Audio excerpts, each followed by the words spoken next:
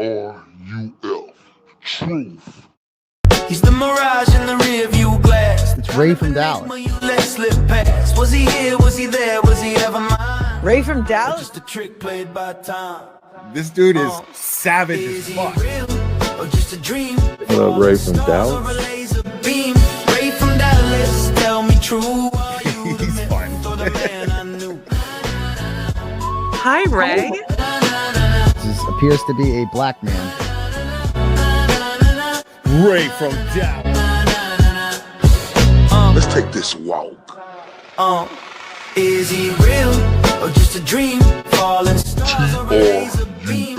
Ray from Dallas, tell me true. Are you the myth or the man I knew? This dude is Savage as fuck.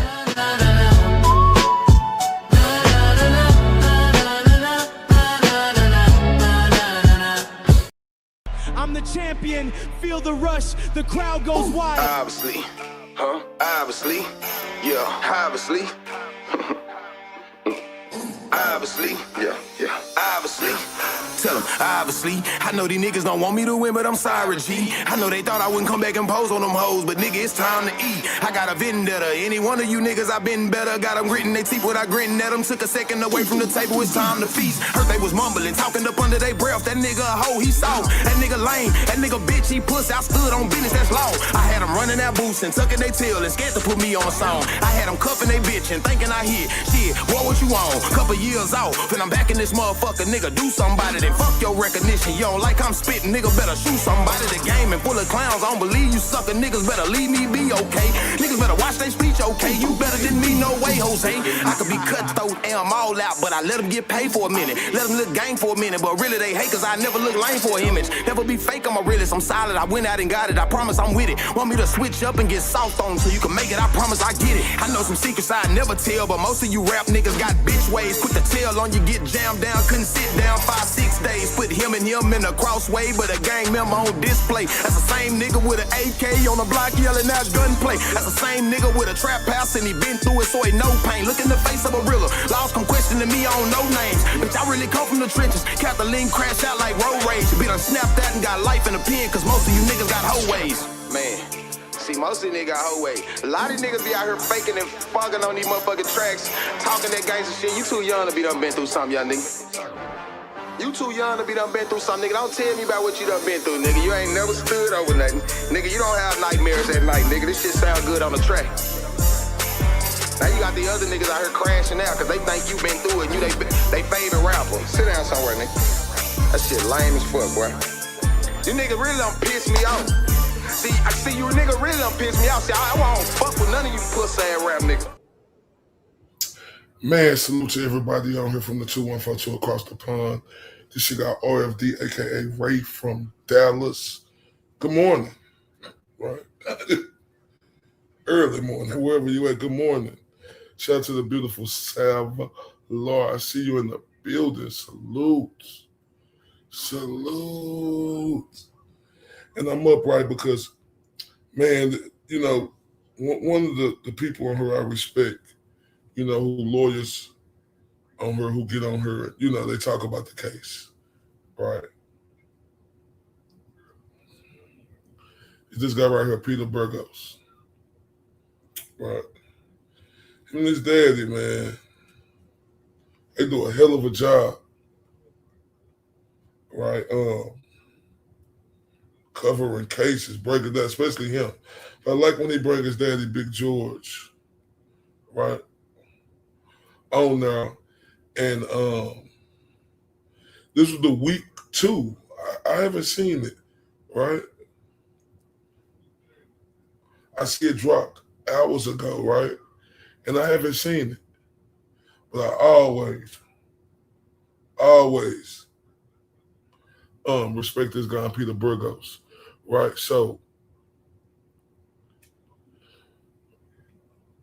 this is RFD Recap, week 2 of the trial of Kouri Richins, done by Peter Tragos, and this is just my breakdown.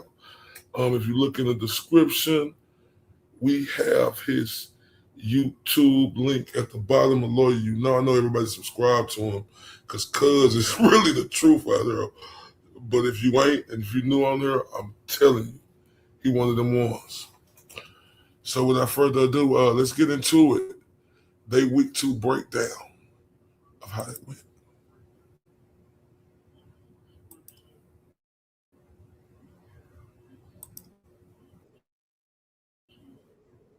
What's up, everybody? Welcome back into the episode of the Lawyer You Know podcast. And today we are breaking down week 2 of the Kouri Richins trial with my dad. We're going to get his takes. Has the state moved the ball far enough down the field to prove this case beyond a reasonable doubt? What does he think of everything that happened last week? Coming up right now. Let's get to it. All right, Dad, welcome back in. I think to start out the episode, before we get to all the witnesses, last week you thought the lawyering was better than I did after week 1. Do you still feel the same way after week 2? What is your kind of assessment of how the lawyering is on? In the state of B, Okay. I think the state is doing a better job, at least a smoother job. I think that may be a better way to say it. They're a little smoother, but I would expect them to be smoother because these are their witnesses. And so they can prep them and they can get them ready and they can have everything rolling along. The defense, the reason I gave them a C is, go ahead. Are you drumming on the table? Yes. Yeah, sorry. I can see you're like camera shaking and drumming. I was like, what is that? Okay, sorry. And the C is really for more presentation than substance. I think they've done a decent job of substance, that they have crossed on the areas they need to cross on, and they have brought out the issues they need to bring out, but they could have done it a little smoother, and they could have done it with some fewer mistakes. They stepped in it a couple of times. They asked one too many questions a couple of times, but overall, I think they're doing a decent job for their client. I think they're doing as good as they can do with these witnesses. So I don't really have a lot of criticism. I have one praise I have is, which we haven't seen in other cases. They have done a lot of objections to preserve the record. We've seen a lot of cases where we've had very few objections, and therefore you don't have a lot of appeal when you don't object to it. They have really done a good job of objecting and preserving their record so that the court has to make rulings that they can appeal later on. Yeah, I agree with that. And I definitely agree the presentation has not been good by the defense. That's been one of the problems. Is I do think they're doing a lot of the right things and picking out the right issues, but the presentation's not great in my opinion. Okay, so I want to start with Robbie, the drug dealer. Okay, so like I said, these are the type of people, who I like listening to, right? Because this is what they do, right? What and like this is what they doing, you got to respect it, right? But whether I agree or disagree, right?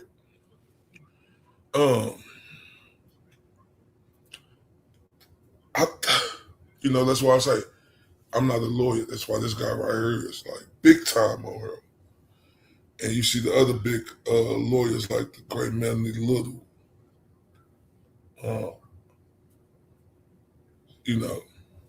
Emily Baker, right? That don't mean they always right, though. Respect them, though. They smarter than me. You know what I mean? They always right. But they know what they're talking about. That's why I always pay attention and get my knowledge from them. I think the defense did a way better job.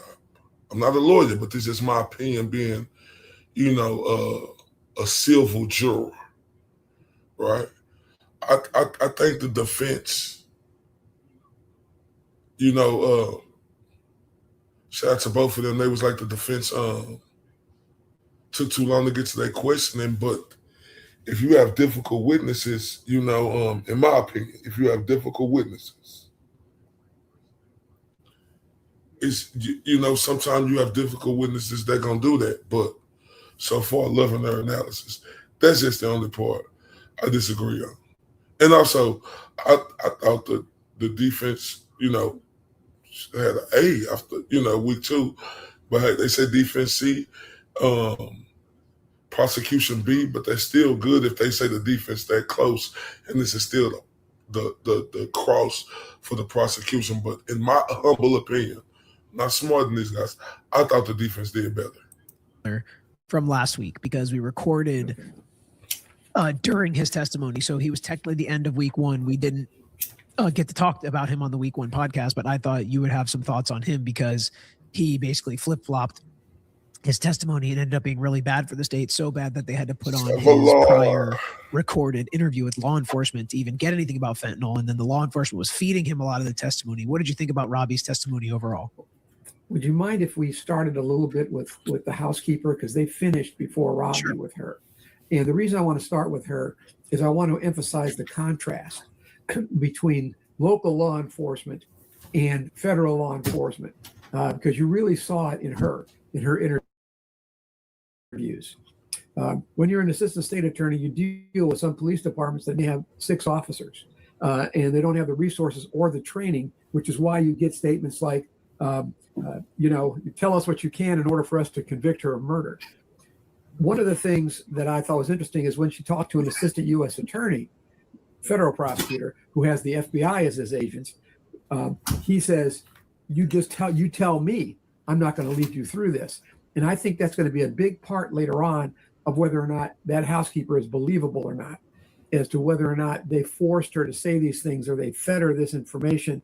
And she really was not credible because, they showed that she lied and that she was a liar. She was a drug addict. And her testimony leading into now Robbie, because he was a difficult witness, as we all can tell. And what I liked about him, though, honestly, is he wasn't giving them anything. He did everything he can to torpedo their situation. He's a typical guy who, if this was his lifestyle, he hates law enforcement and he hates the prosecutors, and he'll make a deal to better himself, but he's going to give them as little as he possibly can. And I think that's what he did. And I think he was good for the defense, because not only, you have to believe the housekeeper is going to be so key as we go through the rest of this week, to see how the housekeeper's testimony is the one that's going to make the difference. That you have to believe that housekeeper. And I think that Robbie threw a little doubt in there if the jury believed Robbie, or if the jury believed that Robbie's testimony had to be consistent with the housekeeper for them to believe it without a reasonable doubt, because it wasn't. See, now, shout out to his father, man. Man, that was excellent, right? Because this is what I've been explaining. I can't say it as articulate as these guys, but this is what I've been explaining, because them was their 2 star witnesses, Corman and Robbie. And their stories offset. And what his father is letting us know is that the testimony Corman gave the housekeeper, she told a lot of lies. And he said the defense won because the dude story didn't corroborate with her. And they finna get in a little more. Like I say, it's the truth though. But like they said, the prosecution, depending on, what they do, how they gonna handle it, they could probably flip that. Yeah, and what do you do as a prosecutor when you have somebody like that is an important witness and flip-flops? Would you have handled it the way this prosecutor did, to play his prior statement where he did talk about fentanyl, even though he didn't in this one? I don't think the prior statement was overly strong, but it was definitely better than his testimony on the stand. Shout out to the beautiful Catherine in the building, her Savalaw. Love you guys to death. I'm up. Like I said, we watching the LawyerYouKnow recap of week 2. It came out like 5 hours ago. But I was on OG Live, right? And they just giving their assessment of how week 2 went, right? I mean, these guys, great. Like I say, this is the type of people I listen to, because this is what they do. They can give you a better understanding, right? Might not have to agree with everything, but these guys right here know it better than I do. But that don't mean that you always have to agree with them just because they know more. Right? But because they know more, you better take what they saying before you try to make your decision and really think about it. What did you think about how they handled that? The problem is his prior statement was also, though, had some consistencies with his testimony on the stand. Yeah. The number of times that he had contact, how he did the distributions. They were consistent, but they were inconsistent with the housekeeper's testimony. And so you've still got a conflict even with the tape testimony. I've got to be honest. I don't know if he added to the credibility, and that's what he had to do, added to the credibility of the housekeeper or not. And that's the question that's going to plague the jury, and it's going to plague the prosecutor as to whether or not they had to put him on. There is a question now as to whether or not, I think it's a question, and they should have known this before they put him on during prep, that he was going to be difficult. And I think they knew he was going to be difficult because they were ready to play the statement. Well, they knew he was going to give him problems. Party hearings on this issue, so they knew he was going to be difficult. Right. So they knew he was going to be difficult. So I don't know whether or not I would have put him on or not. Did he really give them that much, or did he give the defense more arguments? I think they had to put him on because if they didn't, the defense would absolutely have called him, and then it would have looked really bad, like they were trying to hide from the guy that was the originator of the fentanyl. I think the one thing they got on the recorded interview is that he did say if she asked for fentanyl. I think the statement was, I gave her whatever he wanted. He did say fentanyl in the recorded interview. Absolutely, right. He said fentanyl. It wasn't like a clear as day, great, evidentiary point, but they at least did get it out into evidence. Well, but if the defense had called him, and let's say they would have called him, it would have given the state the right to cross-examine as opposed to direct examination. And it would have been more impeachment and more, they could have jumped on him more. I don't know whether, again, the way I look at it, if I was the state, I think I would have loved to cross-examine Robbie rather than direct examination. If I was the defense, I would have loved for you not to call him as the state, because then I could have said in my closing, they're saying this is fentanyl. They're saying they knew. They're saying Kouri Richins wanted it specifically to kill Eric Richins, and then they don't even call the guy that she got the fentanyl from. Like, that's crazy because they know. Now, Dad make a great point, and Peter make a great point. Dad say,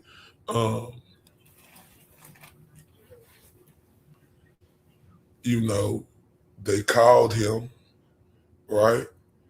It would have been better if the defense called him, right?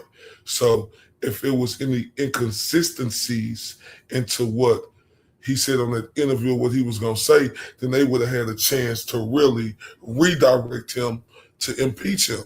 Peter stated, which is another good point, right? If I was the defense, I would have hoped the guy never got called, because even though he did switch his thing up, like Peter said, he did say a little something, and you got to take it for what you think it is. I gave her whatever she want, like whoop-de-whoop, right? But if they wouldn't have put him up there, then the defense could have used that in their closing argument. And that's not what he said at all. That's why they didn't call him. I mean, that's what I would have done. Of course, you realize that they gave him a deal, right? Yeah. The state gave Robbie a deal. If the state had not given Robbie a deal, he could have claimed the Fifth Amendment, and the defense couldn't have put him on. Well, yeah, exactly. That would have been better if he was just going to plead the Fifth. But and that happens all the time. That the state doesn't give a defense witness a deal, and the defense says, "Judge, we don't have the power to give them immunity." And the judge says, "Yep, you're right. You don't have the power. So the witness is history for you because he's going to claim the Fifth Amendment." Yeah, strategically, that would have been a tactic. Yeah. But also, it's like, aren't we trying to find the truth? Where's the justice in that? But I mean, a guy that's willing to flip flop his testimony like that, I don't think I've done it. So definitely an issue with him. Right, and I've done it. I mean, I've done that, not giving him immunity so that the defense couldn't call him. Yeah. Now, see, that's what I think about that immunity. If y'all was, man, I love this dude, Dad, because I understand everything he's saying, right? Like with the immunity, they gave him, he got to come up there, then, he can't get caught up, right? Like whoop-de-whoop. Like what happened with Lil Woody in the YSL trial, right? But the dad said, I did it before, but I didn't want to give him immunity where I was going to have to make him come up here and do it. So, like I said, the state going into a case like this, right, they should have been prepared, because I agree with the dad. I wouldn't have gave him immunity, right? I wouldn't have.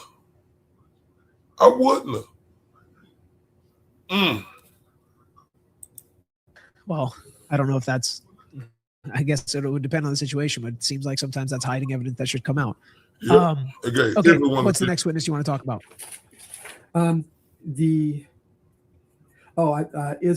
Elizabeth, Anna, the one right before Robbie. She's the one where they wanted to prep her. Anna Isabel. Right, Isabel. They wanted to prep her. I think this was key. I think this was one of the things that really show how the state is pushing to get the kind of testimony they want to get. We want to prep you.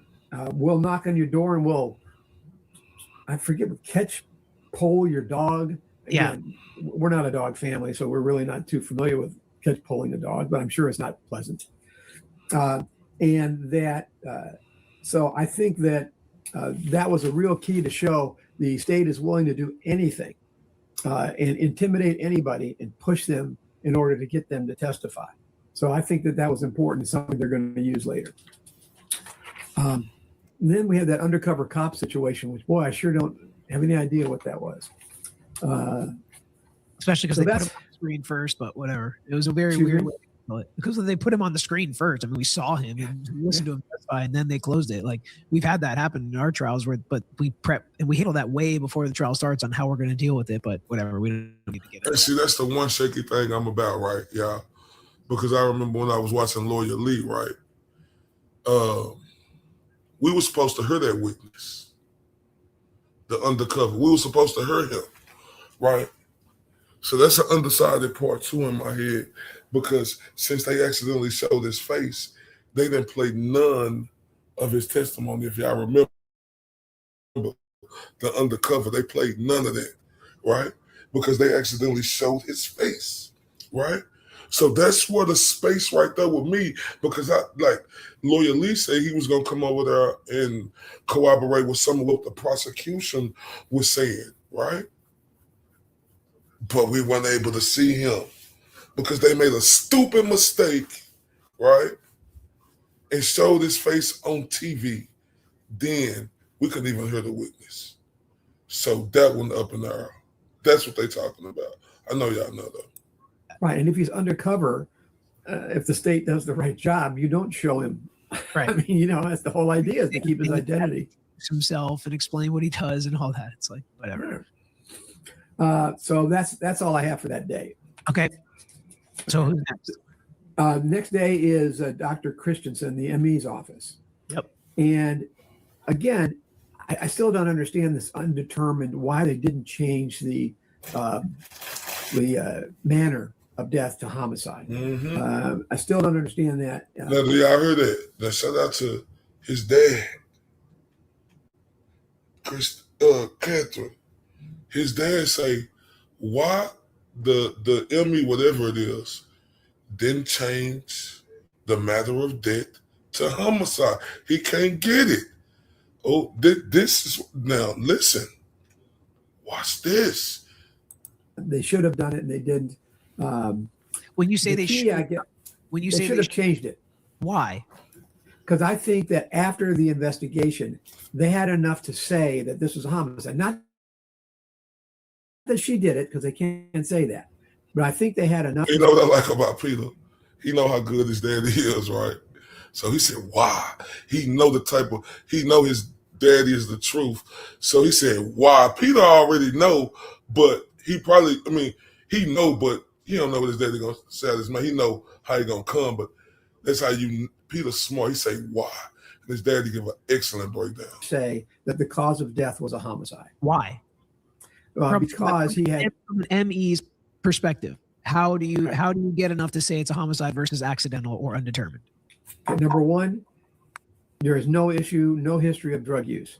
His wife said it over and over again, so there's no history of drug use. I don't think anybody refers to gummies anymore as drug use, really. So there's no history of drug use. He has no history of fentanyl. He has no reason to take fentanyl. No diagnosis, no prescription, no reason to take fentanyl. So how did fentanyl get in his system? It had to be a deliberate act to get into his system, and I think that could be a homicide. I would say I could convince a medical examiner to put manner of death as homicide looking at this evidence. And I believe him too. I believe him when he say he could convince a ME to put the manner of death a homicide. But remember why the ME didn't do it, right? And I ain't gonna even say why the ME didn't do it. Because if that's the way the ME feel, that's the way the ME feel. I'm talking about what Peter Daddy said, right? Right, because it was a horrible investigation. Horrible all around. So one of the things I think is interesting as well is Kouri Richins said he did not take, oxy or pills, and she didn't see him take any pills that night, on purpose. So yeah, like the accidental overdose things. I think it's very interesting that they never got to a manner of death in this case, which to me makes me think, like, kind of in the Banfield situation, was there a split? Was there some people that just felt like there was nothing to say this was a homicide, or was it really? See, let's look at Peter. Now I'm like, okay, I'm listening. He say, I'm questioning if it was a split in the room. Very important. Just this ME was like retiring and she wanted to get out of there, and she was like, I'm out. I'm not going to do anything more on this. I mean, I don't think people realize how big of a deal it is that they couldn't get to a manner of death, because that's a much lower bar than beyond a reasonable doubt that Kouri Richins did it. They couldn't even get to a manner of death at the ME's office, when basically all they talk to is the prosecutor and the cops, and they still put undetermined, which is like, that's reasonable doubt. And I mean, if I was the defense attorney in this case, that would be such a huge highlighted part, is that even the ME couldn't figure it out because there's just not enough here. Exactly. Shout out to Peter.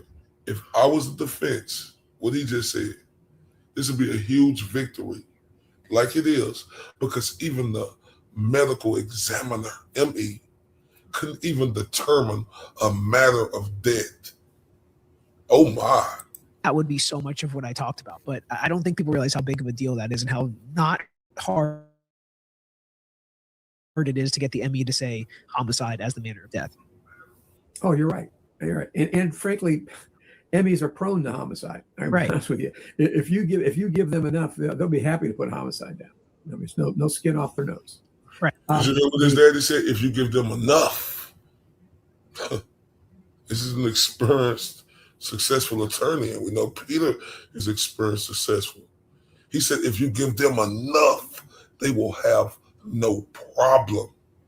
Where's the evidence in the investigation? So to me, that's telling me they didn't give them enough. Another key in Christian's testimony was the telephone call. Yeah. And I think that call is part of what's irritating me about the case, to be honest with you. I'm irritated by the state in that really all they're doing is trying to paint a bad picture, and they want a conviction, M conviction. They want an M conviction strictly based on Kouri being a bad person. And that's what they're doing. They're just creating this atmosphere. Oh, now did you? Oh my God. Haven't I been saying that? They want a murder conviction for her being a bad person. Oh my. Atmosphere of bad person. And we'll see it for the whole week. And not really pointing to the real fact of how did this occur? How did he ingest the fentanyl? And we got none of that. And maybe we will in the future. Donovan in the building, salute. Now look, listen, you could be a bad person. You could be terrible with money. But that's what they're trying to paint her out to be. They're not telling us how it happened. I ain't seen that in this trial yet. I ain't just saying it. Peter Daddy just said it. Future, but this whole week was just bashing on her for being a bad person. And that phone call, they're trying to. Go ahead. That phone call is, again, they're inferring that this phone call has some nefarious reason. And I've got to be honest with you, almost every M case that I've handled, the victim's family has tried to call the enemy and get information. That they constantly are trying to do that. So this is not, I don't think, unusual that you would call and try to get. Oh, now thank you, boy. I love his father, right? Because they tried to make it a big deal in this trial. I have not seen this, y'all. They tried to make this a big deal in this trial about her calling the medical examiner to try to see what happened. He said that's not unusual. Oh my.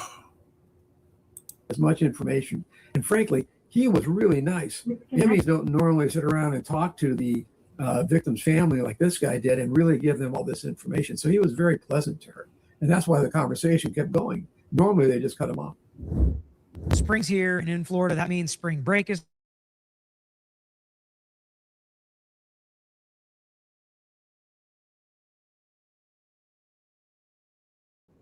coming. The heat is coming.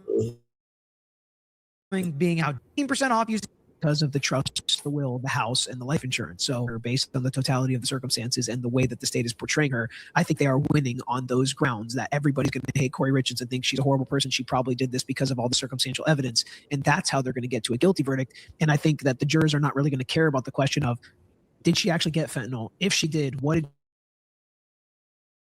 she put it in? How did she get Eric to inject? I don't think they're even going to try to get there. Well, and I think you're right. At least from what we've seen, that's not the path they're taking. From what we've seen this week, again, maybe they're going to surprise us next week with something. But so far this week, that's the way. So if this is the question, right? So if they create a circumstantial case of Kouri had a motive, financially and for the kids, she had the means, she was the last one with him, she had the opportunity, she was the last one with him, and she had fentanyl, let's say she got it from the drug dealers, is that enough to you to convict for first degree? It shouldn't be. If it is, it's frightening. Oh shit. Let me rewind that back. Oh my God. I'm sorry, y'all. I have not seen this. Oh my. He's going to hate her based on the totality of the circumstances and the way that the state is portraying her. I think they are winning on those grounds that everybody's going to hate Kouri Richins and think she's a horrible person. She probably did this because of all the circumstantial evidence. And that's how they're going to get to a guilty verdict. And I think that the jurors are not really going to care about the question of, did she actually get fentanyl? If she did, what did she put it in? How did she get Eric to ingest it without him noticing? And, how is the state actually going to prove that? I don't think they're even going to try to get there. Well, and I think you're right. At least from what we've seen, that's not the path they're taking. From what we've seen this week, again, maybe they're going to surprise us next week with something. But if they create a circumstantial case of Kouri had a motive, financially and for the kids, she had the means, she was the last one with him, she had the opportunity, she was the last one with him, and she had fentanyl, let's say she got it from the drug dealers, is that enough to you to convict for first degree? It shouldn't be. If it is, it's frightening. Because when you really think about it, and again, we're going to go through more testimony here of the kinds of things they're relying on in order to convict somebody, to put them away for the rest of their natural life. It really is scary that they don't have to prove how you did it. They don't have to prove how it was ingested. They don't have to prove any of that stuff. All they've got to prove is at one point or some points you bought a drug called fentanyl, and the rest of the time is you and your husband were having problems, and you talked to friends and said these things or that things, and that's it. Again, I don't talk. I don't say things, and I know you don't say things like "I wish my wife was dead," but we know a lot of people that do say things like that. And like, if you end up getting divorced, like you've probably said some horrible things about your ex, and 50% of marriages end that way. So it's like I think a lot of people probably say horrible things about their spouse. Man, haven't I been saying that, y'all? Haven't I been saying that? Before this weekly recap came out, and these guys smarter than me, they seeing everything I'm seeing. And like Peter Daddy said, if you could just convict a person because you think she's a bad person, right? It's frightening. Or ex-spouses, and a lot of people take drugs. It's like, so is that, or have guns. A lot of people, imagine if this was a shooting case and they were like, we can't match the bullet to this gun. The bullet's gone, right? But this person has a gun. They've had a gun forever. They hated their spouse, and they have a life insurance policy, because a lot of people have life insurance policies too. It's like, if that's enough, then it's pretty wild. It's even worse than that. It's even worse than that when you really think about it. It's the fact that you have a gun.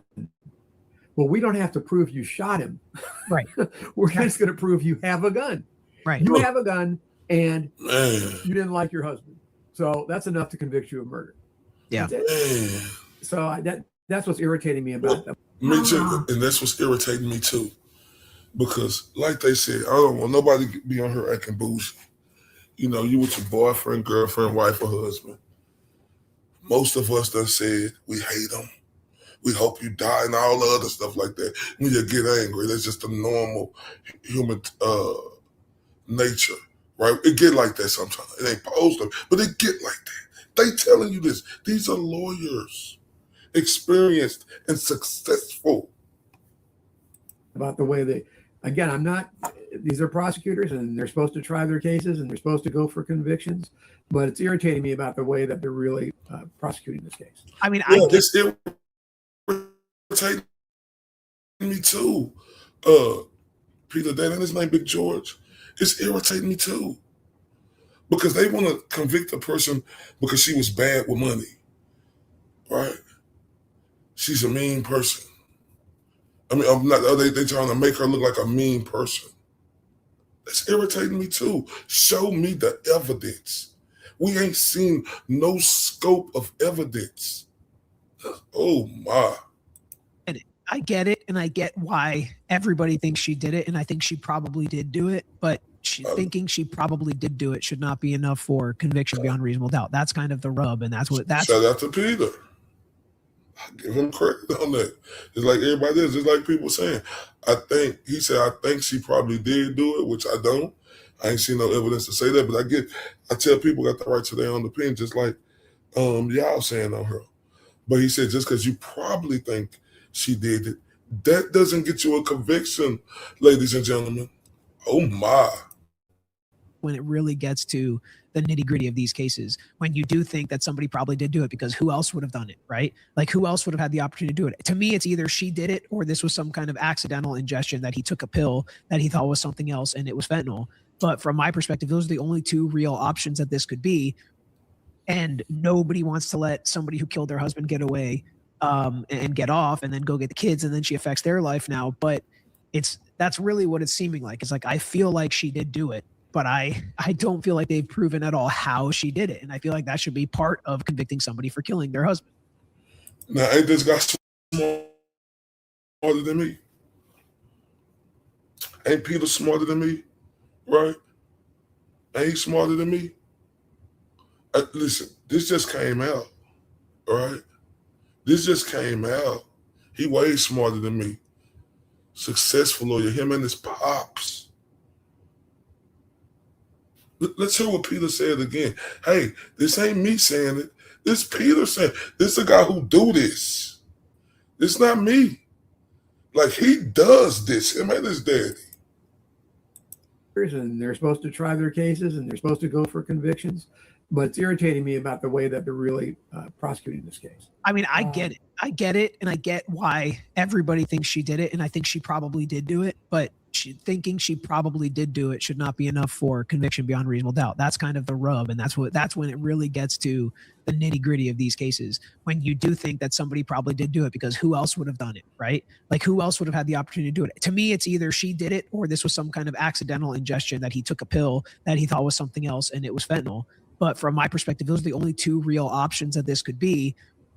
And nobody wants to let somebody who killed her husband get away and get off and then go get the kids, and then she affects their life now. But that's really what it's seeming like. It's like, I feel like she did do it, but I don't feel like they've proven at all how she did it. And I feel like that should be part of convicting somebody for killing their husband.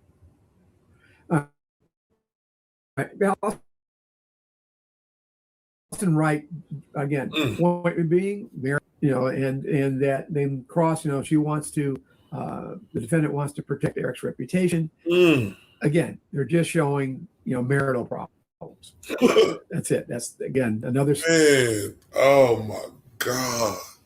See, look, these guys, this guy right here is one of the best in the business doing it. And Peter, right? I'm talking about on this YouTube platform. I've been saying this all week. the same things. I just don't say it as articulate as they do. All right. But I've been saying this all week. The same things. And don't y'all know how great this feels to hear these experienced guys who really do this and done this and have so many years up under their belt from trying big cases and know the way to handle this from the north to the south to the east to the west. When they validate what you've been saying, oh my. Yeah. The next was, and I should be able to pronounce this name better probably because a good Greek boy, Kucha Damaris.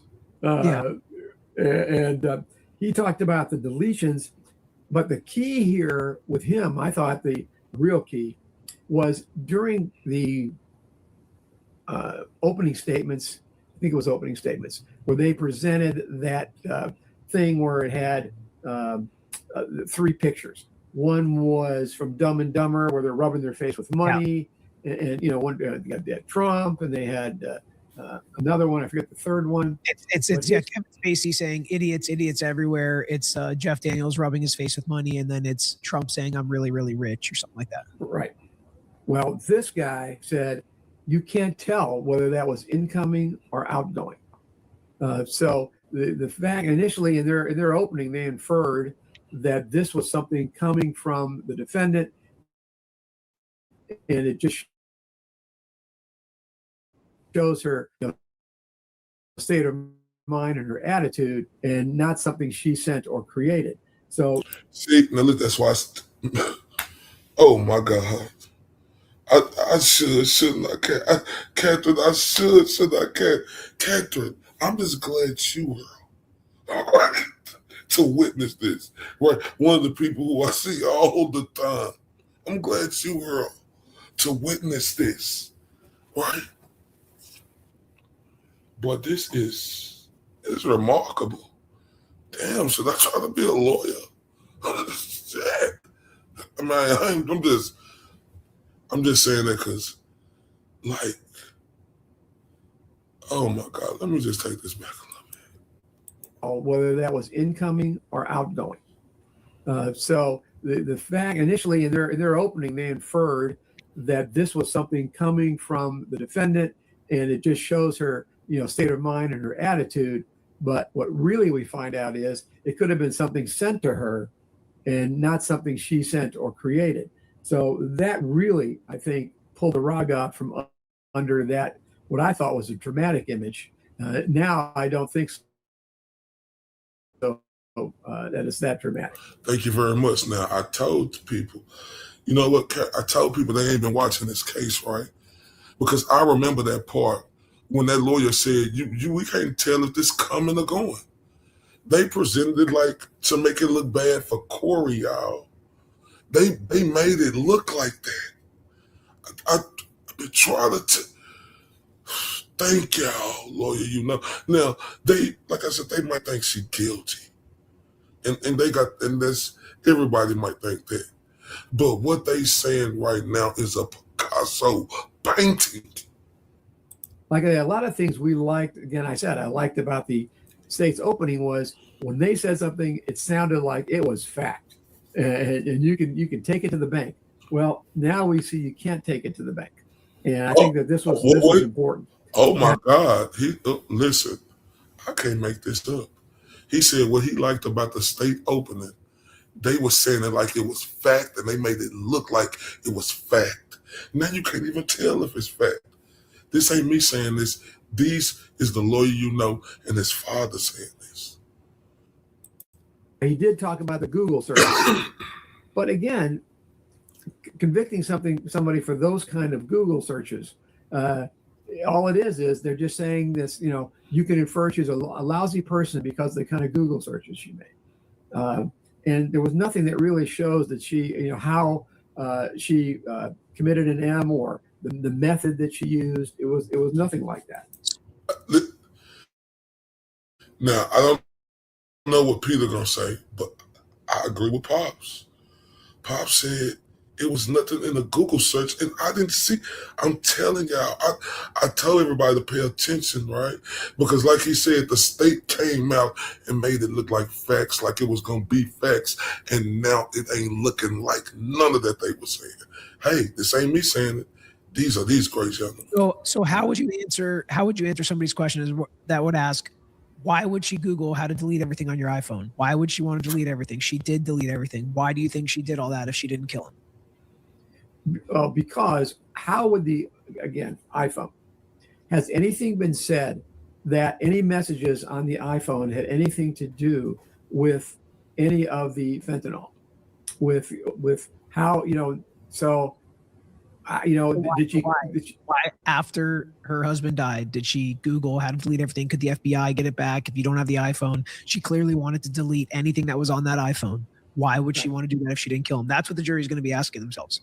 Right. But on the other hand, what is it that could have been on there that they're saying? Did the housekeeper mention that the fact that any of this fentanyl conversation occurred by text message? Or, no. Did she have contact with Robbie, the drug dealer, with text messages? No. So, the manner of how she did it in the mule or whatever, however she did it, there's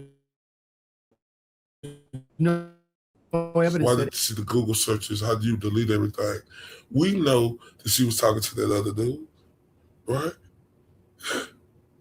Like, it's nothing on. Listen, y'all. I told y'all. People been trying to argue with me about these text messages and say, why did she Google this and Google that? Y'all heard his daddy telling us. And Peter know. Peter know what his daddy gonna say. He know him.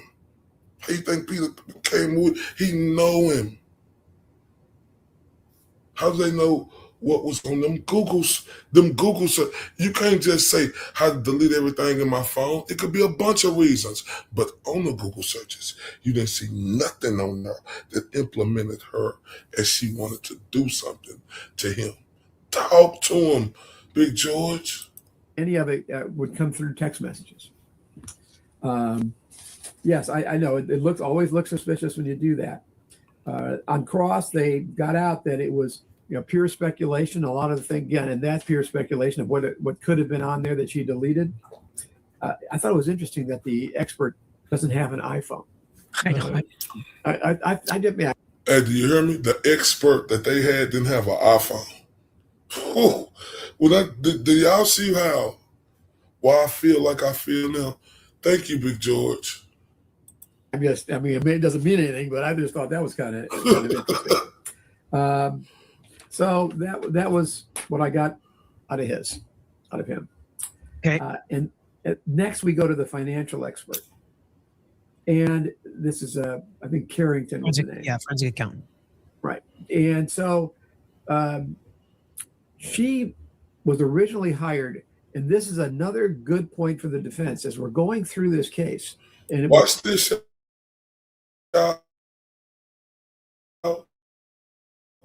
Man, oh my God. I'm loving it like I'm at McDonald's or something. Watch what he say, y'all. Let me go back and look, because I apologize, Big George. Out of him. Okay. And next we go to the financial expert. And this is, I think Carrington was the name. Yeah, forensic accountant. Right. And so she was originally hired, and this is another good point for the defense as we're going through this case.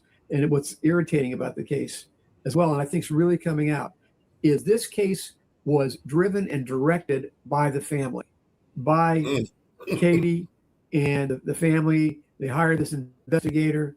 They hired this forensic accountant. This is all driven by the family. And I think that's an important also part of the defense. And I hope they really, and I think they are, really capturing the atmosphere of the family driving this case and directing the case. So they hired this forensic accountant who got paid, I think, $200,000. And the forensic accountant said the value that they found was $2.9 to $3.4 million dollars, but I don't think any of this was the most important part of the testimony. You mean I think. the whole, go ahead. In the whole, you said 2.9 put to $3.4 million. I think that's what she found. I think In later the on whole- we've got. Yes. Yeah. Okay. Yeah. A negative. Yeah. Right. But I tell you, everybody believes, and there's no doubt anyway, that. One second. Watch this, y'all. Was not a great businesswoman and was not a phenomenally successful investor. All right. So what? Okay, see, remember, Catherine, I have not seen this, right?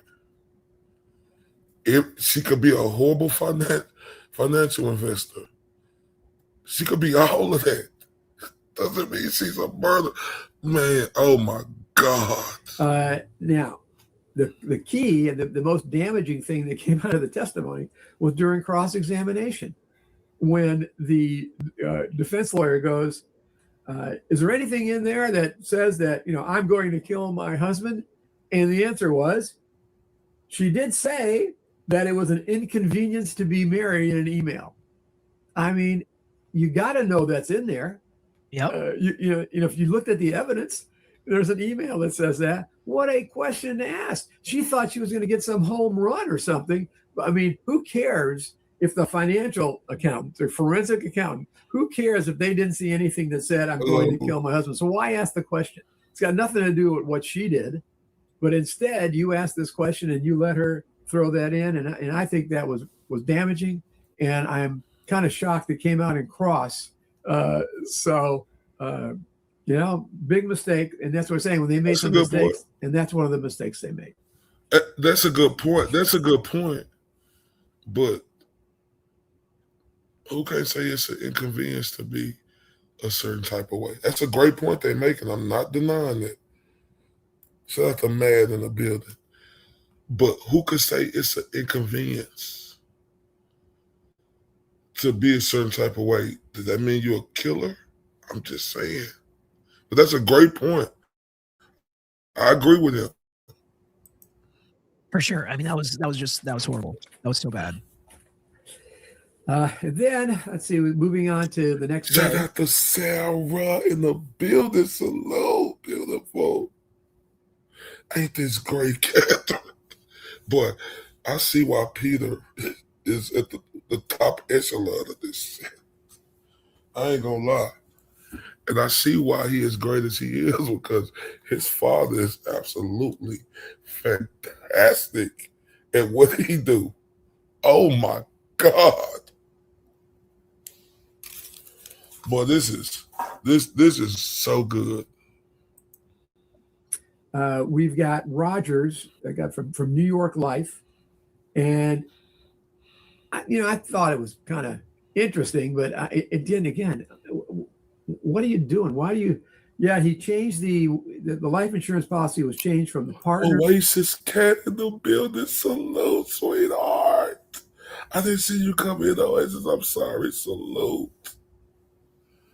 Hey, man, this is so great. Like, oh my God. Boy, LawyerYouKnow, I see why he is one of the best in the business. And I see why he is good as he is. Because his dad, ain't his name Big George, y'all? His daddy is the absolute truth. I'm talking about with the biggest capitals you could say. And I'm talking about, like I said, he telling you who did good and who did bad, right? But everything I was saying, he is saying. I'm sorry, Oasis Kid. I apologize, beautiful. I'm so sorry. To Kouri. I'm so sorry. I did not see you and her.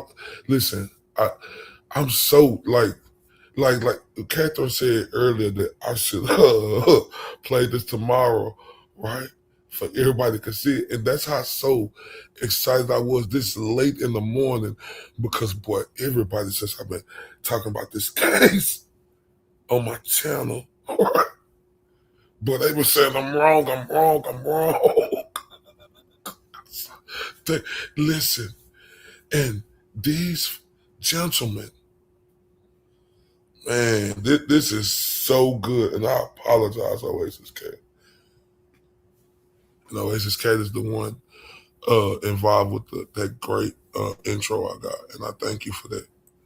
The partner within 6 minutes. I know. That was interesting, but I don't understand it, and I don't see where it really proves that there was an M involved in the, going on. They're just, I mean, they're going overboard and proving the financial motive, because I think that's their best evidence is motive, the financial motive and the kid's motive more than actually what she did. And, we've heard prosecutors say motive is not an element of the crime, but it's also the most important element of a crime. And that's, I think, what they're going full bore in, because that's where they have the actual evidence. Right. So again, I didn't excite me, but they put it in because again, they're just piling on her about the financial. I love being an entrepreneur, but whether you're starting a small business or already running a and then we got a Frankleton, the financial planner, who talks about the partner and the $2 million policy and buying buyouts, right? All normal. I forgot. Boy, I know Jimmy love Peter. I forgot about that. Oh, I know Jimmy loves Peter, boy. Normal, everyday stuff that's in every kind of situation. So no big deal. Now the insurance claims manager. I thought the insurance claims manager was good for the defense. I thought that, number one, she explained, I think she was the one that explained that the $100,000, that last policy was a solicitation by the company, that the company actually sends something out to get people to increase their life insurance. It wasn't something that Kouri actually initiated. See what I'm saying? See what I'm saying? That last policy, which was $100,000. See, everybody was talking about Kouri did this. She didn't initiate that, y'all. I've been telling everybody to watch this trial. Hey, they might convict her, but I don't see it. If they convict her, I will be shocked. I think that was important. Also, Kouri did not call to collect on the life insurance. Yeah, I thought excuse me? I thought that was really interesting. Yeah. They found out that he died because twice a year, apparently, they run a data check on all of their policies to see if anybody died. And they found out he died, and they contacted her. So, Did y'all hear that? Oh, my God. You see how Catherine, everybody been talking about, she was after their money?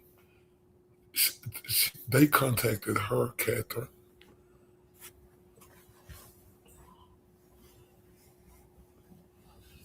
They contacted her, Catherine, the insurance company, because like the guy just said, they run the data twice in a year and see if somebody died. And they sent her the money. She didn't contact him, y'all. Kouri didn't contact that insurance company. Man, this is breaking my heart, man. It's consistent with the defense theory and what they're talking about later on when they talk some of these phone calls that were taped and recorded. It's consistent. She did not initiate a call to collect this life insurance. So I thought those are pretty important points, and I thought they were much better for the defense than the prosecutor, this insurance claims manager. Then we have the family law attorney. Okay, they were having marital problems. Eric went and saw a divorce lawyer. Again, didn't excite me. I don't think anybody thinks that they weren't having marital problems, or they didn't have arguments. So they put this person on, but again, for the defense, brother-in-law and sister-in-law set up the appointment. It wasn't Eric that set up the appointment with the divorce lawyer. Listen, boy, Big George is the truth.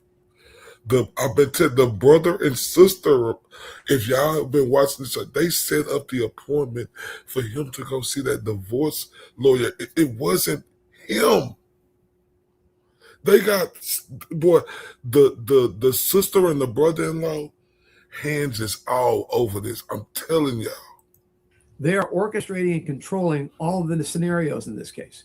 And I think that the defense, if they really go through this at closing, is going to be able to show that this was all orchestrated step by step by their brother-in-law and sister-in-law. Well, not just that, but the like to-do list that the lawyer sent, Eric didn't even want it, so she sent it to the brother-in-law, which again, I think is just weird. Like that's unusual if he really wanted to get a divorce, right? If he was really out. Boy, shout out to Peter, man. Man, shout out to him. Like, this is another thing they brought up that I thought was really stupid. Why, if Eric going to see a divorce lawyer, why would he want all his correspondence to go to the brother-in-law? Does that make any sense? And thought Kouri was trying to kill him and really wanted a divorce. That's just not how I would have thought it would have been done personally. But right, and I agree with you. And that's why I thought again, this was not a slam dunk. This is not a great witness for the state. Right. The trust attorney. Well, before we get real quick, we get to, so there's a bunch of attorneys being called now. How do you deal with attorneys as witnesses any differently than other witnesses? Do you have different expectations? Do you cross them differently? Do you prep them differently? Do you talk to them before their testimony? Because I thought some of these attorneys were just kind of straight down the middle, and other ones I thought really hate. Like we're about to get to this estate lawyer. I think she really hated Kouri Richins and wanted to get Kouri Richins. Yep. So how do you deal with like you're as a witness?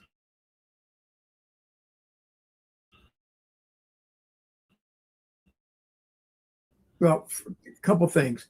The type of lawyer makes it. Then you've got to be really wary of that kind of guy, because that kind of guy is going to try to outthink you when he's on the stand, and is going to try to create a particular scenario, and is not going to let you get away with a lot of the questioning, open-ended questions that you would normally be able to get away with. Like, how did this happen? They would give you this long explanation to be ready to torpedo you. However, these kinds of lawyers, the trust lawyers, those kind of lawyers, these guys don't testify very often. They're rarely witnesses. So you've got to treat them like you would a normal witness, and you've got to try to prep them. My guess is that, for instance, the trust attorney, I don't think that trust attorney allowed them to prep her. She was not friendly, like you said, so she was not allowed to be prepped. So you've got to be careful, because lawyers always try to outsmart other lawyers, and lawyers on the witness stand think they're the smartest person in the room. So they will try to torpedo you if they can. And again, they're thinking, at least they should be if they're good lawyers, they're thinking 2 or 3 questions ahead so that they're ready for you. So you've got to be more careful and more exact in your question. Okay, so let's talk about the estate lawyer. All right. Well, the estate lawyer had some key information, for the jury. Again, painting a particular picture, not a picture of a homicide, but painting a particular picture of their relationship. That Kouri would snoop on his emails. He felt Kouri snooped on the emails. So again, bad for Kouri. A state of intent. A lot of people may have missed this in her testimony, but she said it only happens occasionally where there's a statement of intent in a document where he intends to provide for his wife and his children. This document had a statement of intent that she rated the assets at $7.3 million. That's the highest number we said. Even in the opening statement of the state, they didn't go that high. He told her about the misusing the $250,000 that was in his name, and he couldn't trust Kouri with the power of attorney. Those are all statements that came out. The sister was the trustee. The house belongs to the trust, and the brother is the one that the brother-in-law. No, excuse me. Yes, the brother-in-law is the one. Shout out to the beautiful Mimi. She's in the building. Boy, I'm so glad you and Catherine in there tonight, man. Because y'all been riding with me through this trial, right? Hey, Mimi, have you seen this? This is our first watch on this. They is saying every freaking thing that I've been trying to tell everybody. But boy, No, nobody knows the trouble I seen in this trial. Nobody knows my sorrow in this. When I was trying to tell everybody else, me V, you and Catherine, y'all, man, look, me V, they is saying everything that I would. Oh my God! That called him and told him, called her. Sorry, the trust attorneys are her. Called her and told her that he was dead. It wasn't Kouri. So again, orchestration, control, everything in the family, not in Kouri. And this is another example of that. I know that you think she was very biased, and she was, but she wasn't really over the top biased in her testimony. And she answered the questions, I think, pretty straightforward and pretty honest. I mean, I thought she was believable, even though she was biased. Yeah, I thought she was believable for the most part as well. Okay, next is Robert Grossman, the lover. Yes. I tell you another thing, Grossman, and he's not the only one. A lot of witnesses in this case have shown emotion and have shown sadness in the fact that they're testifying or what they're testifying about. And Grossman was an example of that. I mean, he broke down and cried during his testimony. I mean, if I remember right, I think the jury even went out. I think the judge even had a little break in Grossman's testimony, letting the jury out so that he can have a couple minutes to compose himself. I see one. So anyway, I thought he was a interesting witness, but I don't know if he, I don't know how much he added other than she asked him questions. Have you ever killed someone? I thought that was kind of a interesting questions, and that he talked to the investigator, and the investigator told him that she did it. You heard that? He talked to the investigator and the family investigator, and the family investigator just told him he did it. Man. So again, family control. The investigator was under the family's control, and the investigator is out there telling witnesses that she, in fact, did it. Again, it was an affair. It was wrong. It paints her in a bad picture. But again, I don't know if it really added anything to what we're looking for, and that is the manner of death. And so, again, bad picture, unfaithful, had an affair. And remember, y'all, the manner of death, the ME, aka the medical examiner, they couldn't even come up with a manner of death to call this a homicide. Think about that. That's it. Yeah. But we've seen. Definitely didn't tell him, I'm going to kill my husband, I'm going to get rid of my husband. He said he never thought that was a reality. He thought it was always more of a dream and a fantasy that they'd be together. It's not like Kouri was saying they were going to be together. So I don't feel like he gave the state a lot of what some other ex-lovers may have given the state. Yep. Like, oh yeah, I thought we were going to be together for sure. I thought she was going to find a way to get rid of him one way or the other. He didn't have any of that, really. Nothing. Did you get the impression, I got the impression, and I don't know if I'm unusual, I got the impression that he knew that she was just using him, that they were never going to get together. They were never going to get together. Hey, Big George, I was saying the same thing about that crybaby. And that she easily could drop him like a hot potato, and it really did not matter to her. I mean, I got a feeling that he knew he was the one in love with her more than she was with him.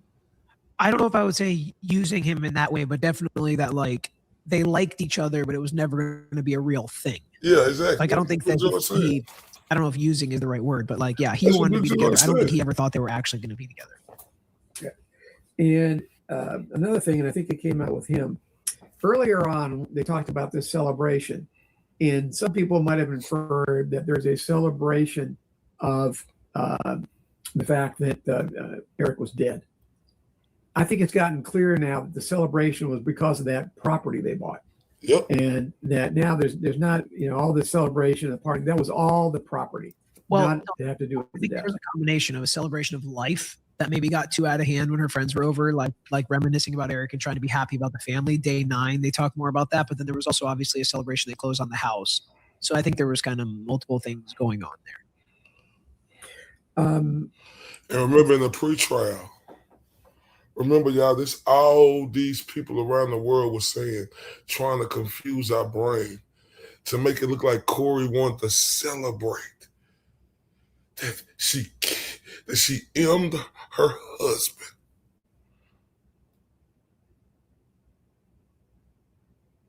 Oh my. Oh, hey, this investigation was horrible. I hope they get to Officer Vincent. Please talk about him. Please talk about that no-neck, head and shoulders, shraggy, gumbo, goofy-looking mother. Shut your mouth. Okay, then that's the end of half for that day. Okay. All right, then moving on to 9, we have Marie Bramwell. Yep. She's a divorce attorney that Kouri went and saw, and Kouri paid her, I think it was a $5,000 retainer, and she got $4,500 back or something. I mean, just about all of it back. Right. Because, nothing ever happened, and she returned it to Kouri. Again, another witness has nothing to do with any kind of manner, just to try to, paint a picture here of a bad. That witness is almost like, so they thought about getting a divorce, but they didn't. That's all that tells me. Like, they very clearly didn't get divorced. And hey, talk to him, Peter. Talk to him, Big George. I've been trying to say it. I just ain't as articulate as you guys. But hey, thank you very much. I appreciate you. That Kouri was considering divorce. Like, they made it seem like Kouri knew divorce was not good enough for her, but that's not true. She literally paid this woman to get a divorce and then changed her mind. And we're supposed to believe that she just changed her mind because now she knew, killing him will be easier. Like, right. That doesn't play for me. I know it's going to play for a lot of people. That doesn't play for me. The fact that she paid a divorce lawyer tells me that she did think divorce was an option. Not like in the Banfield case where he never talked to a divorce lawyer. He never considered divorcing her. He was always going to kill her with Juliana. He got his girlfriend and then they were together. They got rid of his wife so that they could be together. Like, that case played like you would expect. I got to get my wife out of here and divorce is not an option. This one does not play like that. Then we have the jail call. And the jail call, you can look at it two ways. One, you can look at it, she was constructing a scenario during the jail call because she knew she was in trouble. Obviously, she's in jail. And so she said all these things to be self-serving while she's in jail to be consistent with her defense. Or you can believe and think this is true. And if you look back, there are some areas that you might think is true, like she didn't call for the life insurance. Right. So, maybe it is true that, she really wasn't looking out for money. So I think the jail call can cut both ways. But I think the jury is going to be suspicious of the jail call because it is almost too self-serving. She went really overboard in explaining how wonderful she is and how unselfish she is and how she couldn't have done this. But on the other hand, it's like her testifying in that they've got the jail call in now. So, they can say she said this and she said that, and the state didn't have an opportunity to cross-examine her on the things that she said. So they're going to be able to argue the facts and the arguments that she put forth in that jail call. Yeah, I agree. And then we have this Lloyd. Oh my God, Becky Lloyd. That was hair. another employee / friend Becky that with the said red it'd be hair. better if Eric was dead, and she was talking about her marital issues. Becky with the Talking about red marital hair. issues, She was terrible. She felt trapped. The normal kind of stuff. But the state finished with her, and the state finished with her again with the fact that better off he was dead. Flat out statement. Yes, that's what he said. During cross-examination, we heard that there was a little bit of doubt that he may have said that. In that we have a interview that they played. We have the fact that on the first interview, she didn't even mention that particular statement. And then the statement came in the second interview where she said that she may be about 90% sure that that's what he said. So I think they did an effective job of neutralizing that statement and neutralizing this witness. Let's see. And this was, I think, that conversation happened and I wrote down here 70 days before the death. So it was quite a bit of time between when that statement happened and when the death occurred.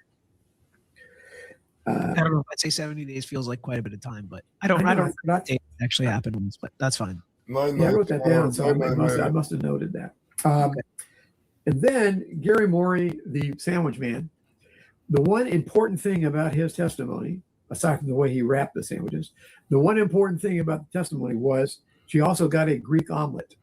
And they explained what a Greek omelet was. So I thought that was no, it wasn't very important. It was just me because, I like Greek, so Greek omelet. But it wasn't really that important. Yeah. Okay. And then we've got Josh Cage. He talked about Eric being such a great guy. Again, no drugs. Another no drugs witness. And Valentine's Day. This was an interesting testimony in that he was able to say it but not say it. I thought his statements to Eric, I would have argued, should not have come in. I don't know why those statements came in. Like, what did you say to Eric? Because they were definitely trying to use them to the proof that he went to the hospital and he was going to do something about it, but they got in. And so whatever. Telling the jury, don't believe this for the truth, but here you can listen to all this hearsay. Let me tell you, this judge is not unusual in that aspect. I've had trials. You've got to learn, judges, especially in long trials.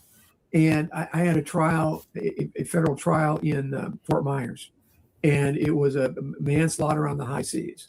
And we're trying this case, and we had a senior judge from Minnesota just happened to be down visiting, so they handed this. That happens a lot in federal court, where senior judges, to take a vacation, they'll come down and try cases in Florida. So they come down, he's trying his case, and he was a great guy. He really was a great old senior judge.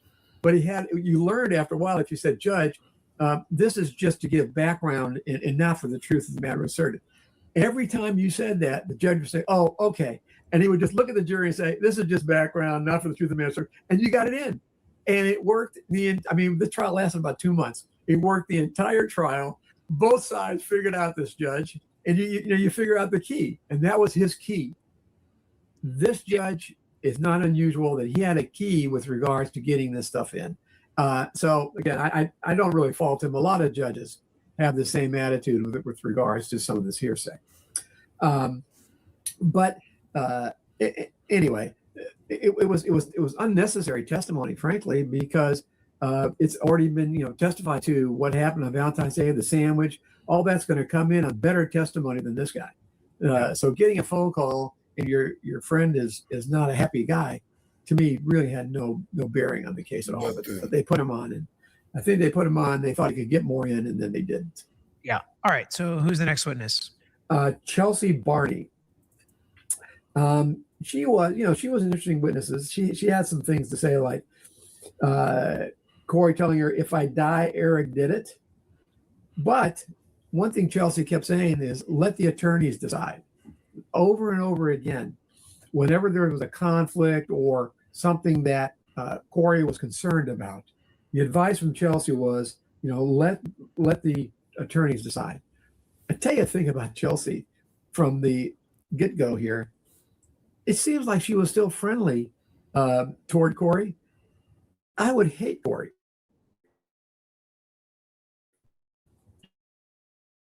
I mean, hate's a strong word. What she did to Chelsea. Yeah. Took $45,000 and then eventually gave the deed to somebody else, and then she gets evicted and all this stuff, and yet it didn't seem to faze her, which shocks me. Chelsea also said that she was going to celebrate the closing on the property, that Eric doesn't do drugs, and she never saw him do any drugs. Mm-hmm. So those are things that they get out from Chelsea. Chelsea was another one of the emotional witnesses where during her testimony, she got very emotional. They also played a lot of texts, and I couldn't write down all the things, but the text to me normally sounded pretty good for Kouri. I didn't think the texts really were negatives on Kouri. So what do you think about the prosecutor not reading the text aloud or having the witnesses read the text aloud? I don't understand that. And it seems to be. When I just complaining about that today, I'm like, why is this dude just putting these texts up here, and he ain't saying nothing. But these, oh my God. The standard practice. I don't either. I mean, what good is it if this text came from that person? Why not have them read their own words, and then you as the prosecutor read the other words, or have somebody, a third party, come in and read the other words? I don't understand that. Sure, the evidence gets in, sure, the jury gets to see it, but I also think that it doesn't hurt to be repetitive in order to, because as we all know, the studies show, you hear it, you read it, those make you remember it. They increase by 40% your memory if you hear it and you read it rather than just read it. And what if a juror misses a text or misreads it or reads a word that's not actually what it says, or you go too fast or you go too slow so a juror stops reading it? It's a safer way to have the text read as opposed to just show them on the screen personally, but whatever. I thought that was interesting and I didn't understand why. I don't either. And I agree with you. There's no real, I can't see any reason not to read those texts. Unless there's some rule up there, maybe. Let's see. Anything else from Chelsea? Nothing else from Chelsea. Okay. And then we've got Allie. Allie was interesting because she was there during this conversation about the sandwich. Yeah. And that, they were there, and Eric goes, oh, she poisoned me. And this also I thought was kind of interesting that this testimony came in. She poisoned me with the sandwich. It was Valentine's Day. They all laughed. They talked about allergic reactions, which was good for Kouri. And that, I kind of thought the allergic reactions really helped the defense, because that's the first time we really heard that, and they're going to be able to use the allergic reaction. And again, like we said over and over again, what evidence is there that there is anything in that sandwich real life just that was fentanyl? Zero, none. There's not even testimony that there was fentanyl in that sandwich. Nothing. How do you think they even got probable cause for that? Or that attempted crime? I don't even understand. I have no idea. I don't either. They used the fact that they believe she killed him, a month later as like the main evidence that she attempted to there, because that, I guess it's the same thing. If she got drugs from the drug dealer the day before or right before 2/11, I think it was a couple days before, and then he got sick. But that's the weakest case of attempted murder I've ever seen in my life. I don't think I've ever seen a weaker case for attempted murder. I don't want to be suspicious, but maybe the prosecutor put that in there as a throwaway so that the jury can find him not guilty on the sandwich. And so when they have the compromises back in the jury room, they have something to throw away, and they say, okay, let's find him not guilty on the sandwich, but let's find him guilty on this. I think they're going to convict him on that if they convict him on the actual killing. Because I think it's just the same step-by-step process that the jury's going to have to go through for the attempt as they are for the one that she actually was successsill. I mean, that's I hope the judge throws the sandwich out. I really do. I do. This is awful. That sandwich case was awful. And then the other thing that concerns me a lot is the document from this woman's retreat that they went to. That Kouri wrote in third person. Oh my gosh. You and I don't know about you so much, but I've gone to retreats, and and they do ask you a lot of times at retreats to write something or to discuss something or something like that. Did anybody ever think when you went to one of these retreats that the document that you're drafting, and again, I don't remember how they got it, how they actually got this document, but the document you're drafting may someday be used in a trial to convict you of them. I mean, you think that crosses anybody's mind? Just like these conversations with your best friends. You think it crosses anybody's mind that you're trying to, say, oh, how sad I feel. And here, let me tell you how sad let me emphasize how sad I feel. I wish he was, my life would be better if he was dead. Anybody ever say to myself, oh man, someday that's going to be used to convict me of them? Fortunately, in my whole life, and I think I've told you this, I never say anything that is not going to be available for public consumption. And when somebody talks to me on the phone, I never say, because when I was an assistant U.S. attorney, there are times when we had probable cause and we actually bugged lawyers' phones. So, that, man, boy, I learned lessons there that I don't say anything that the public can't hear. And this gives you, this exactly is what we're talking about, is this kind of thing. Yeah, it is. And I mean, what did that letter show, except that, again, they had marital problems from the day they were together and she got pregnant before they got married. And like a lot of couples do, they end up getting married even though they don't want to get married. And then, they have another kid to try and make them happy and they're still not happy. They have another kid to try to make them happy. I mean, not that unusual of a story. It's a sad story, but a lot of those stories don't end with you killing your husband. That doesn't prove you killed your husband. Again, they're hammering that motive, and we get it. I agree. She has a motive. And I would also say that 99% of couples that get divorced, maybe not 99, but a high percentage of couples that get divorced probably have a motive, or would sound like they have a motive, to kill their spouse, right? Because they probably said mean things, said they'd be better off without him and get him out of my life. And we saw the Adelson case, which how nasty that divorce case was. Like, having a motive for somebody you don't want to be with anymore is like easy to prove a lot of times, but that's why the drug dealer text messages context and timeline is the most important part of this case. And that's where the jury has to get to convict. And that's really what it all comes down to. Because yes, there was a financial motive. Yes, there was a motive with, she was afraid of losing at least partial custody of her kids. And she was right to think that the Richins family would maybe make her life miserable once they were divorced. But yeah, it all comes down to the mode. Like, how did she actually take his life, and can they prove that she did it? That's the big question still in my head. What are you thinking after 2 weeks of evidence? Because I think they're almost done. I think they said they're going to be done on Tuesday, the state, with their evidence. So they only have 2 days left really of evidence. How do you think this case looks for them? Well, one of the things is Allie did talk about the gummies. And so that, and the gummies, bad gummies or whatever. And there were gummies that Kouri was upset that he brought the gummies on this vacation or whatever it is. He put them in her bag. He put them in her bag, not his bag. So if they got picked up, and on her, not him. All right. What do I think overall? This is a horrible, sad case, because I think she can be convicted, but I also think that there's a real possibility she did not do this. At least they haven't shown anything to show how the fentanyl got from her hands, from the drug dealer to her, and then from her to Eric.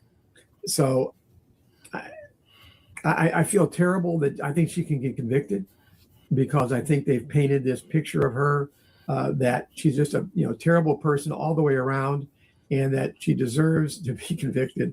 And they've got like you said, they've got the housekeeper, which is the key, because if they didn't have the housekeeper, then they would have nothing. So they have the housekeeper, and they have a timeline with the housekeeper that coincides with what's going on. So I think she can be convicted, but I think it's an awful testament to our judicial system if she gets convicted, because there just is nothing. What I've been saying. Look at these witnesses. Go spend, if you had the time, and no one's going to do this, the number of hours spent on attacking her personally versus facts of the actual M. I think you're going to find that the actual M was about 4 hours, and the rest of the time was just attacking her and all going to motive. So that's it. I think there's a real chance she can get convicted, but I feel bad if she does. I think she's definitely going to get convicted. I see it a little bit differently than you, though. I think she probably did do it. I think the evidence and the circumstantial evidence that they have provided kind of paint a picture that it probably was her. I just think it's on that scale of beyond a reasonable doubt, that where probably did it is just not enough to convict somebody. And I don't think most people can vote not guilty when they think somebody probably committed a crime, even though I think legally they should. I think it's very difficult for a layperson to think somebody probably killed their husband and to say not guilty. And that's where I think it is, because again, I think the state has really struggled to prove what actually happened on March 3rd / March 4th. And without that, I can't be convinced beyond a reasonable doubt. And that's the difficult part. So I do think she is going to get convicted. And I do think they've provided enough evidence to make me think she probably did do it.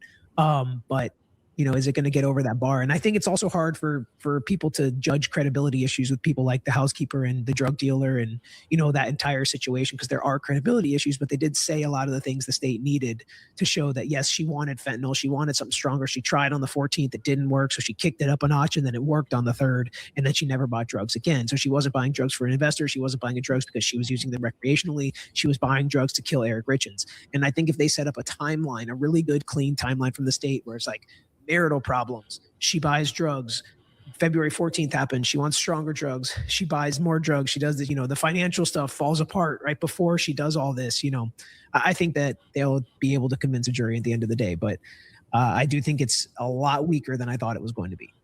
Well, let's be honest here. Number one, jurors at the very beginning of a trial are pro-prosecution. Yeah, of course. So they believe the prosecutor, and they believe what he says in his opening statement. And so, number one, they're pro-prosecution. You have to change their minds, even though they're not going to admit it during jury selection. But you have to change their minds during the course of the trial. So if they're buying what the state is selling here, they're going to convict them because, like you said, they are worried about sending a person that may have committed an M back out into the street. Mm-hmm. And secondly, this is also, not saying, but this is also the reason you get so few not guilty by reason of insanities. Because even though they may think a person is insane, and they may think that they satisfy the definition of insanity, they should be found not guilty for insanity, jurors don't want to send people back out on the street that have committed an M and they are insane. So they convict them even though they may. Hey, beautiful Arlene, salute. That they're insane. So again, jurors are very conscious about the possibility of a danger to the community if they send somebody back out. Yeah. So it'll be interesting to follow and see what other evidence the state has. Maybe they do have more to push people over the edge, but that's it for week 2. What, did you have something else? Lastly, the one last thing I want to say is I am absolutely positively convinced she should not testify. And so we'll find out next week apparently, but that would be a huge mistake. Yeah, I agree with that. Well, thank you everybody for listening. Put in the comments what you think. Man, shout out to them. I ain't lying. That was great. I ain't lying to y'all. That was great. And I'm going to be honest with y'all. You heard Peter. He said he thinks he's guilty. And I ain't mad at him for saying that. But I also heard him saying they ain't did enough. Right. And we heard his daddy, who schooled him, who gave him all the game, and he turned it up more. Right. His daddy told y'all throughout this whole process of this, the state is caca. Man, I love y'all to death, man. Y'all make sure y'all tune in. Not here, but tune in tomorrow and watch this case. Shout out to the beautiful Kayla Jones. Kayla, man, we just got through doing a recap on the Lawyer You Know, Peter, and his daddy, Big George. Everything I've been stressing throughout the week of last week, they said it on her. Man, if y'all have a chance, catch it back. Make sure y'all watch one of these programs tomorrow to continue watching this trial so y'all can see what I've been seeing. Love y'all to death. See y'all soon. TRUF. Truth. He's the mirage in the rear view glass. It's Ray from Dallas. Was he here? Was he there? Was he ever mine? Ray from Dallas? Just a trick played by time. This dude is savage as fuck. Or just a dream? What up, Ray from Dallas? Ray from Dallas, tell me true. He's fun. Hi, Ray. This appears to be a black man. Ray from Dallas. Let's take this walk. Is he real or just a dream? Falling stars or a laser beam? Ray from Dallas, tell me true. Are you the myth or the man I knew? This dude is savage as far.